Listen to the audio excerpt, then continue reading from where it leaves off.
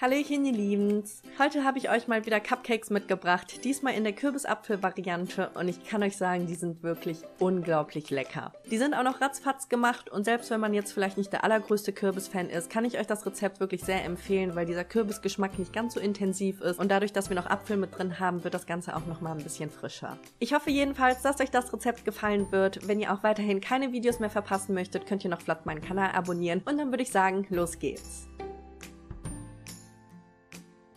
Wir fangen mit einem Kürbispüree an, dafür brauchen wir ungefähr einen halben kleinen Hokkaido-Kürbis und da müssen wir natürlich zuerst einmal die Kerne entfernen.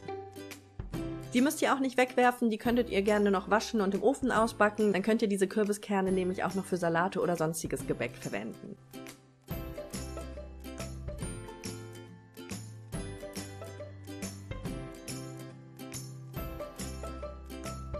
Jedenfalls müssen wir den Kürbis dann in kleinere Stücke schneiden und dann sammeln wir diese Stücke in einem Topf, geben 2 Esslöffel Wasser dazu und dann kochen wir das mit einem Deckel auf dem Topf für ungefähr 15 Minuten auf dem Herd auf. Am besten auch auf der mittleren Hitze, damit nichts anbrennt und so ein Kürbis ist auch eigentlich wirklich super schnell weich gekocht. Da könnt ihr auch zwischendurch immer mal wieder mit einer Gabel reinpieksen und testen, wie weich der Kürbis schon geworden ist. Am Ende sollte das auf jeden Fall zu einem geschmeidigen Püree zerdrückt werden können.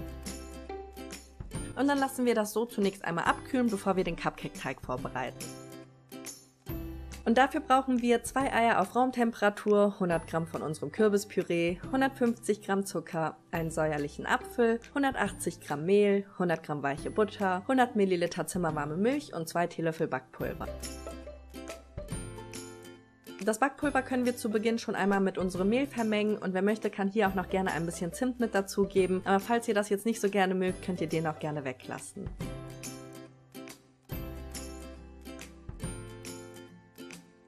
Als nächstes packen wir uns die Butter in eine Rührschüssel, geben den Zucker dazu und dann mixen wir das für einige Minuten lang cremig hell auf.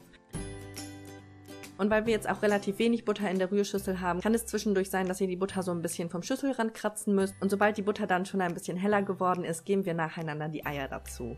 Lasst das erste Ei auch am besten für ein paar Sekunden unter die Butter mixen, bevor ihr das nächste dazu gebt.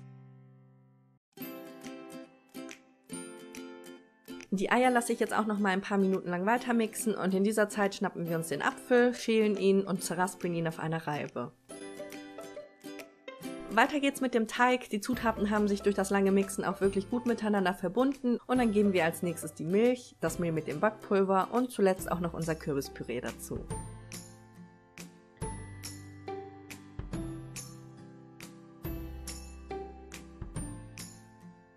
Die Apfelraspeln werden am Ende einfach nur noch mit einem Löffel in den Teig gerührt und dann können wir den Teig auf unsere Muffinform aufteilen. Das solltet ihr auch nicht ganz so voll machen, am besten nur so bis zu 3/4 voll, weil die Cupcakes im Ofen auch noch aufgehen.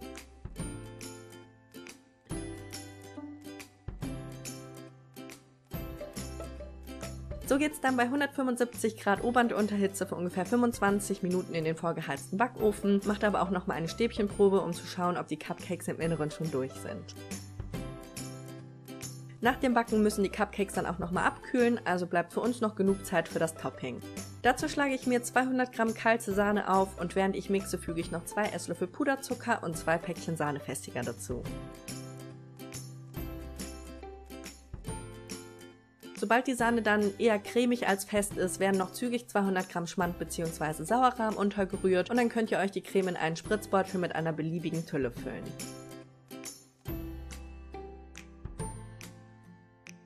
Bevor wir dekorieren können, sollte der Spritzbeutel aber nochmal für 30 Minuten in den Kühlschrank, damit die Sahne ein bisschen fester werden kann und wir dann auch richtig schöne formstabile Häubchen auf die Cupcakes setzen können. Und dann ist es endlich soweit, wir können ausdekorieren und das könnt ihr auch wirklich nach Lust und Laune machen, wie es euch am besten gefällt. Ich habe zum Beispiel am Ende nochmal ein bisschen Zimt und auch solche bronzefarbenen Zuckerstreusel über meine Cupcakes gestreut. Und geschmacklich sind die einfach nur genial. Die Cupcakes sind wirklich richtig schön locker, super saftig und der Kürbisgeschmack ist wie gesagt auch nicht ganz so intensiv. Wenn euch das Video gefallen hat, würde ich mich riesig über ein Däumchen nach oben von euch freuen. Wenn ihr Rezeptwünsche habt, schreibt sie gerne in die Kommentare und dann würde ich sagen, bis zum nächsten Mal, ihr Liebens. Tschüss!